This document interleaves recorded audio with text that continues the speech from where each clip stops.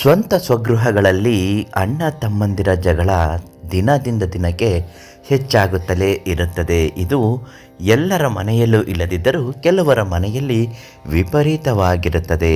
ಅಂತಹ ಜಗಳಗಳು ವಾಸ್ತು ಪ್ರಕಾರ ಆಗಿರಬಹುದು ಅಥವಾ ಮನೆಯಲ್ಲಿರುವಂತಹ ದೋಷಗಳಿಂದ ನಕಾರಾತ್ಮಕ ಶಕ್ತಿಗಳು ಮನೆಯ ಮೇಲೆ ಬೀಳುವುದರಿಂದ ಅಣ್ಣ ತಮ್ಮಂದಿರಲ್ಲಿ ಮಧ್ಯ ಬಿರುಕು ಉಂಟಾಗುವುದು ಸಹಜವಾಗುತ್ತದೆ. ಎಷ್ಟೋ ಜನರ ಮನೆಯಲ್ಲಿ ಇದು ಸಾಮಾನ್ಯವಾಗಿ ನಡೆದರೂ ಮುಂದೊಂದು ದಿನ ದೊಡ್ಡ ಮಟ್ಟದ ಕೊಲೆವರೆಗೂ ಹೋಗುವಂತಹ ಪರಿಣಾಮಗಳು ಬೀರುವ ಸಾಧ್ಯತೆ ಇರುತ್ತದೆ.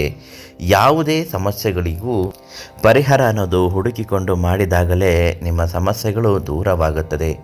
ಎಷ್ಟೋ ಜನರ ಮನೆಯಲ್ಲಿ ಇದು ಆಗಬಹುದು.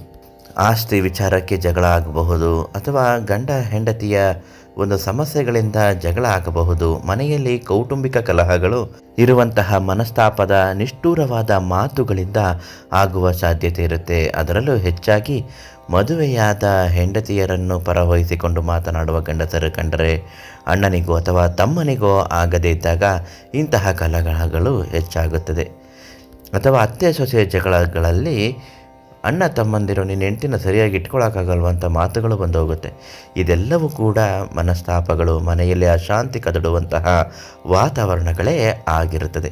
ಈ ಸಮಸ್ಯೆಗಳು ಪರಿಹಾರ ಆಗಬೇಕು. ಮನೆಯಲ್ಲಿ ಅಣ್ಣ ತಮ್ಮಂದಿರ ಜಗಳಗಳು ನಿಲ್ಲಬೇಕು, ಅತ್ತೆ ಸೊಸೆಯರ ಜಗಳಗಳು ನಿಲ್ಲಬೇಕು, ವೈಮನಸ್ಯಗಳು ನಿಲ್ಲಬೇಕು, ಶಾಂತಿ ಇರಬೇಕು, ಮನೆಯಲ್ಲಿ ನೆಮ್ಮದಿ ಅನ್ನೋದು ಬೇಕು ಅನ್ನೋದಾದರೆ ನೀವು ಒಂದು ಪರಿಹಾರ ಹೇಳ್ತೀವಿ, ಅದನ್ನು ಮಾಡಿ. ಸಿದ್ಧಿಮಂತ್ರಂ ಯೂಟ್ಯೂಬ್ ಚಾನಲ್ನ ಶ್ರೀ ಮಂಜುನಾಥ ಗುರುಗಳು ತಿಳಿಸಿರುವ ಹಾಗೆ ಈ ಪರಿಹಾರ ಮಾಡೋದ್ರಿಂದ ನಿಮ್ಮ ಪ್ರತಿಯೊಂದು ಸಮಸ್ಯೆಗಳು ಶತಸಿದ್ಧವಾಗಿ ಶಾಶ್ವತ ಪರಿಹಾರ ಆಗುತ್ತೆ. ಆ ಪರಿಹಾರ ಯಾವುದು ಅಂತ ಹೇಳ್ತೀನಿ. ಅದಕ್ಕಿಂತ ಮೊದಲು ಸಿದ್ಧಿಮಂತ್ರಂ ಚಾನಲನ್ನು ನೀವಿನ್ನು ಸಬ್ಸ್ಕ್ರೈಬ್ ಮಾಡಿಲ್ಲ ಅಂದರೆ ಮೊದಲು ಸಬ್ಸ್ಕ್ರೈಬ್ ಮಾಡಿ. ನಿಮ್ಮ ಜೀವನದಲ್ಲಿರತಕ್ಕಂತಹ ಯಾವುದೇ ಇಂತಹ ಸಮಸ್ಯೆಗಳ ಪರಿಹಾರಕ್ಕಾಗಿ ಶ್ರೀ ಮಂಜುನಾಥ ಗುರುಗಳಿಗೆ ಒಂದೇ ಒಂದು ಕರೆ ಮಾಡಿ. ಅಣ್ಣ ತಮ್ಮಂದಿರ ಜಗಳ ವಿಪರೀತವಾದಾಗ ಅಥವಾ ಮನೆಯಲ್ಲಿ ಶಾಂತಿ ನೆಮ್ಮದಿ ಇಲ್ಲದಿದ್ದಾಗ ಒಂದು ತೆಂಗಿನಕಾಯಿಗೆ ಅರಿಶಿಣದ ನೀರನ್ನು ಹಾಕಿ ಅರಿಶಿಣವನ್ನು ಚೆನ್ನಾಗಿ ಲೇಪನ ಮಾಡಿ ಅರಿಶಿಣದ ಕಾಯನ್ನಾಗಿ ಮಾಡಿ ಒಂದು ಕರ್ಪೂರವನ್ನು ಅದರ ಮೇಲೆ ಹಚ್ಚಿ ಒಂದು ಲವಂಗವನ್ನು ಅದರ ಮೇಲೆ ಹಾಕಿ ಅಣ್ಣ ತಮ್ಮಂದಿರ ಜಗಳ ಯಾವುದೇ ಕಾರಣಕ್ಕೂ ಆಗಬಾರ್ದು. ನಮ್ಮ ಮನೆಯಲ್ಲಿ ರಾಮ ಲಕ್ಷ್ಮಣರ ಹಾಗೆ ಅಣ್ಣ ತಮ್ಮಂದಿರು ಬಾಳಬೇಕು, ಅತ್ತೆ ಸೊಸೆ ತಾಯಿ ಮಗಳಂತೆ ಬಾಳಬೇಕು, ಮನೆಯಲ್ಲಿ ಶಾಂತಿ ನೆಮ್ಮದಿ ನೆಲೆಸಬೇಕು ಅಂತ ಮನೆಯ ಮುಂದೆ ನಿಂತ್ಕೊಂಡು 9 ಬಾರಿ ಇಳಿಯನ್ನು ತೆಗೆದು ಆ ತೆಂಗಿನಕಾಯಿಯನ್ನು ಹೊಡೆದು ಹಾಕಿಬಿಡಿ.